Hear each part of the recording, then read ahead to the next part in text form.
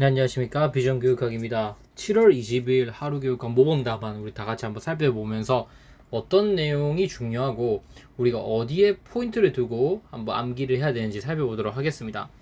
교육심리 문제를 먼저 살펴보면 스탠버그의 3원 지능 이론을 시험에 한번 출제해 보았습니다. 지능 이론 같은 경우에는 이미 아주 중요한 학자가 출제가 되었죠. 가드너의 다중지능 이론이 출제가 되었습니다. 이건 언제 출제돼도 이상하지 않았던 그 파트였고, 이런 것들이 출제되어야 정말 공부를 우리가 한 분, 하지 않는 분을 구별할 수 있는 그런 문제들이 아니었나 싶습니다. 그럼 지능이 출제되었다고 해서 다른 관련된 지능 요소 출제될 확률이 뭐 없거나 그런 건 아니라고 생각합니다. 그래서 교육 행정 파트를 보시면 조직 부분이 출제가 됐어도 같은 조직 부분이 계속 출제가 되었던 것처럼 충분히 이 심리에서 지능 부분과 관련된 요소가 출제될 수 있고, 그러면 가드너의 다중지능 이론 다음으로 중요한 건 뭐냐, 아마 3원 지능 이론이 아닐까 싶어서 문제를 출제해봤습니다. 그래서 3원 지능 이론 같은 경우에는 세 가지 다 물어보기 좀 힘들 것 같아서 아마 분석적 지능을 묻던지 경험적 지능을 묻던지 실제적 지능을 묻던지 이 세 가지 중에서 하나를 아마 물어볼 가능성이 제일 크고, 그 중에서 제일 물어볼 확률이 뭐 높은 건 다 셋 다 중요하기 때문에 30 뭐 다 50대 50대 50 이렇게 다 비율이 다 동등하다고 볼 수 있는데, 그 중에서도 제일 핵심적이라고 하면 솔직히 실제적 지능과 경험적 지능이 더 중요하긴 합니다. 왜냐면 분석적 지능은 일반적인 우리가 이제 앞에서 인지주의에서 다뤘던 지능의 형식이라고 본다면, 이런 실제적 지능은 이제 성공지능을 결정하는 어떤 핵심적 요소고, 경험적 지능은 또 나의 경험을 다루는 어떤 능력에서 실제 현장과 삶과 연결된 지식이기 때문에 중요하다고 볼 수 있겠죠. 그래도 셋 다 중요하기 때문에 꼭 보셨으면 좋겠습니다. 자, 그 다음 교육 과정 영역을 보자면 이 백워드 교육 과정도 정말 중요하죠. 이 백워드 교육 과정도 이미 뭐 완벽하게 출제되지 않았지만 이제 일부분을 묻는 문제 출제된 적이 있긴 있습니다. 14년도가 15년도쯤에 아마 한번 나왔을 겁니다.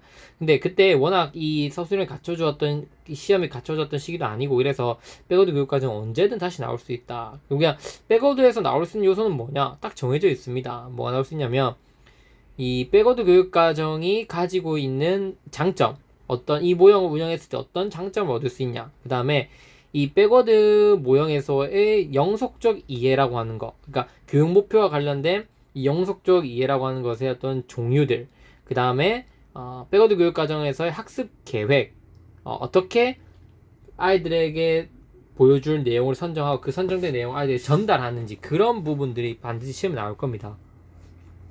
그래서 타일러의 목표 중심 그 교육 과정을 할 때 우리가 목표 설정부터 학습 경험 선정, 학습 경험 조직, 그 다음에 뭐 평가 이렇게 하는 것처럼 다 외웠던 것처럼 마찬가지로 백워드도 이 절차를 따르되 그 안에 내용이 좀 세부적인 다른 내용들이 있으니까 꼭 다 보셔야 된다고 볼 수 있고, 그 중에서 저는 학습 계획 단계를 문제로 출제해 보았습니다.